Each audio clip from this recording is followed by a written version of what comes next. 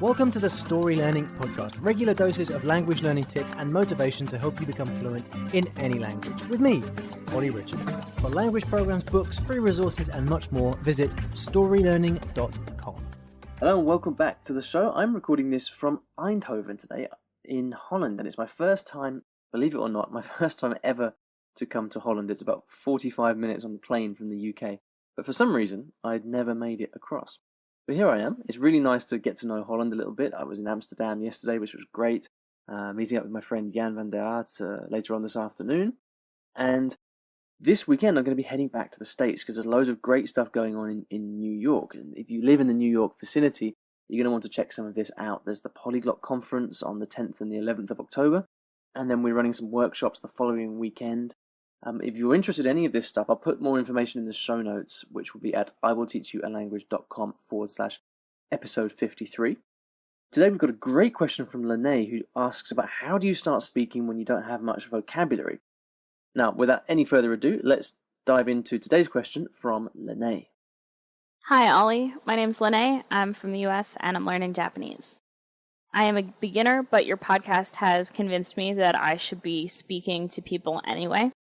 And I want to do that through Skype, but all of the materials that I've had for learning Japanese have started with vocabulary that centers around restaurants and bars and shops, things that aren't going to be useful on a Skype call. So how do I develop my vocabulary? How do I have a wider range of things to say so that I can hold a conversation with a native speaker online? Is it a matter of looking up individual words and stringing them together, or is there a better way to widen the range of subject matter I can talk about? Thank you very much. Okay, Lene, thank you so much for that question. It's really, really important because, as soon as you get over this hurdle of actually starting to speak with someone, your whole world opens up. Your language learning takes on a completely different momentum, character, because you're actually speaking the language rather than just learning it. And I think this also highlights one of the big, I don't want to say misconceptions, but preconceptions about language learning, which is that we use textbooks and courses to gather all this information about the language, learn all about it, and then only then can we go on to speak. And I think the main thing that I want to say to you is that speaking in the way that I talk about it, and it's great that you've picked up on this thing of you want to start speaking as soon as possible.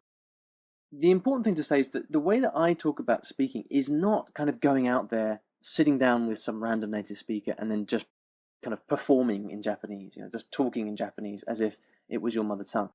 That's not what I'm talking about. You're going to get there eventually, but in the short term, what speaking is for me is finding a person who you like spending time with, who can help you with your language, right? You don't have to speak only Japanese. You can use English. It's perfectly okay. In fact, when I first start having conversations in another language, I'll often use English because although it might feel a bit like cheating, actually it gets you started, and getting started is the most important thing. So there's a difference that I want to highlight between two things. And the first is learning to speak. And I think that's what you've been doing up until now. So learning to speak is, like I said before, studying, and then eventually speaking. I like to flip it on its head and call it something different, which is speaking to learn. Speaking to learn. And what I mean by this is right from the beginning, you're speaking and you're spending time with native speakers. And that's your engine for learning the language. Okay? There's a big difference. With the first one, learning to speak, the focus is on study. On the second one, speaking to learn, which is the way that I look at it, the focus is on actually speaking and using the language, and then from that you learn. And the huge advantage with this method is that you are speaking right from the beginning. So although it's a little bit tricky at the beginning, as you're just getting used to actually having conversations and speaking with someone, what happens is very quickly you get comfortable speaking. And this is huge because it means that then you can go off and speak with anybody and it's not a big scary thing for you because you're already comfortable with it.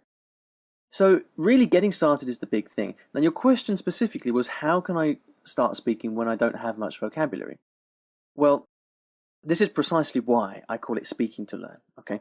Because if you take the other model, the learning to speak model, you're never going to be ready. You never know enough vocabulary. There's always more to learn. So by finding someone that you like working with, someone that understands what you're trying to do, it doesn't matter if you have no vocabulary in Japanese, because all you need to do is explain to them what you'd like to learn, and then they tell you. All right? So let me give you 3 things that you could take into your first session. And this will sort of demonstrate to you how you can do it without worrying about your vocabulary. So the first thing you can do is you can take in 10 questions about your target language. Okay? 10 questions about Japanese. It could be, why do people say blah, blah, blah? Or how do I conjugate the verbs? Or whatever it may be. So 10 questions about Japanese. The second thing you could do is you could take in 10 things you'd like to be able to say about yourself. Okay, so it could be, hi, I'm Lene, I'm 25, I'm from Canada. I'm just making those things up because I don't know any of those things about you. So 10 things you'd like to be able to say about yourself. Take those in, and then just simply ask your tutor, now how do I say those things in Japanese? And then the third thing you can do is just think about some difficult situations you've had using the target language. This is particularly good for people who already live in the country or who have traveled. And you can think, for example, all right, I was in a train station in Japan and I remember I wanted to ask for this, but I didn't know how to do it. And so you can just simply ask your tutor, well, how would you say that in that situation? All right, so we've got 3 things here. We've got 10 things you want to be able to say about yourself, 10 questions about your target language, and then a few difficult situations that you found yourself in using the target language.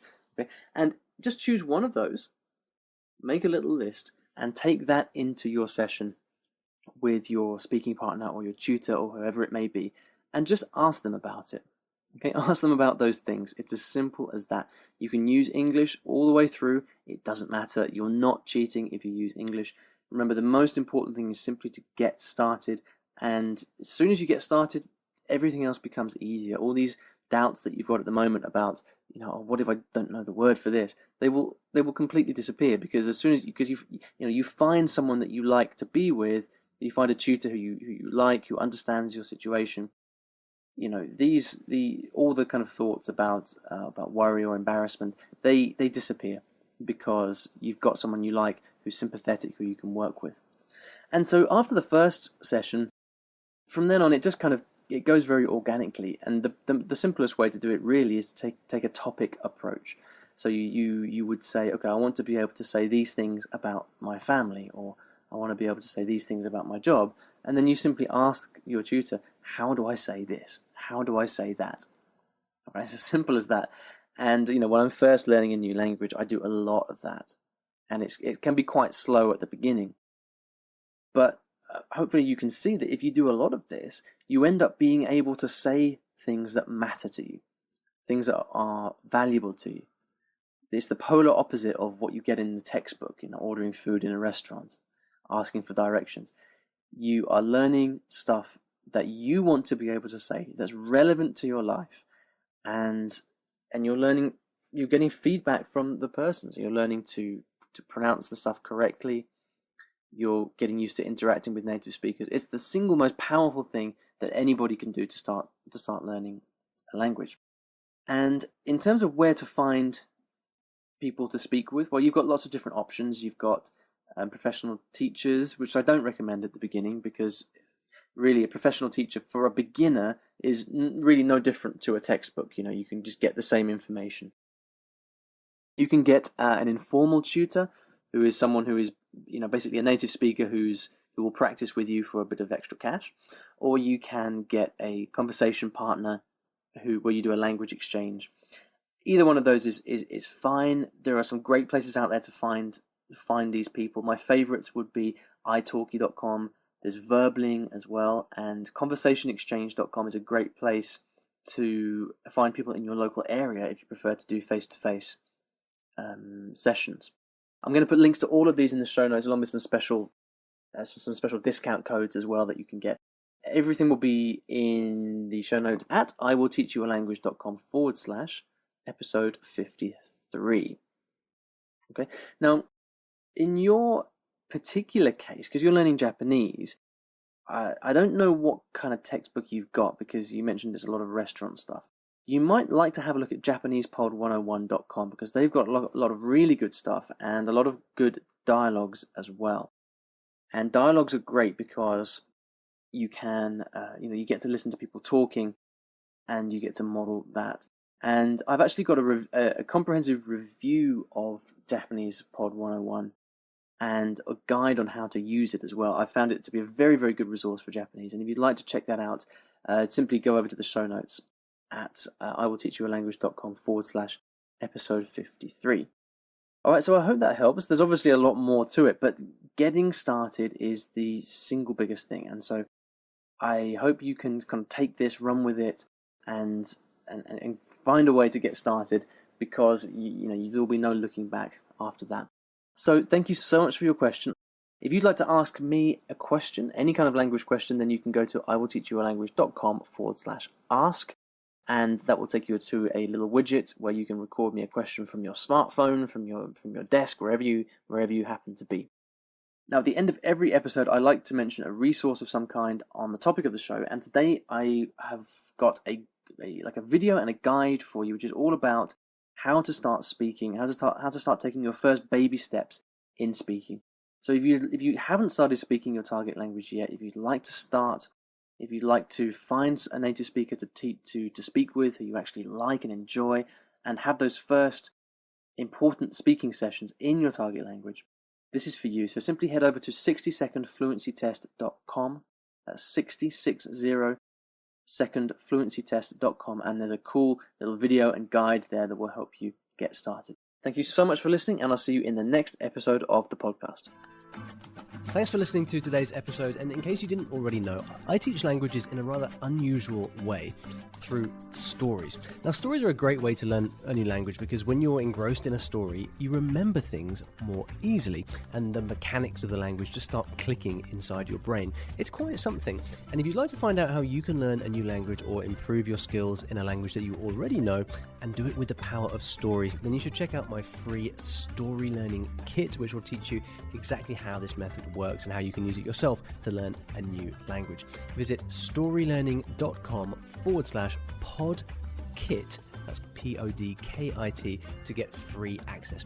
Inside you'll find explanatory videos, masterclasses, worksheets, short stories to practice with, and much, much more. Once again, that is StoryLearning.com/podkit, PODKIT, and if you're lucky, you might also find a link in the podcast description or show notes of this episode.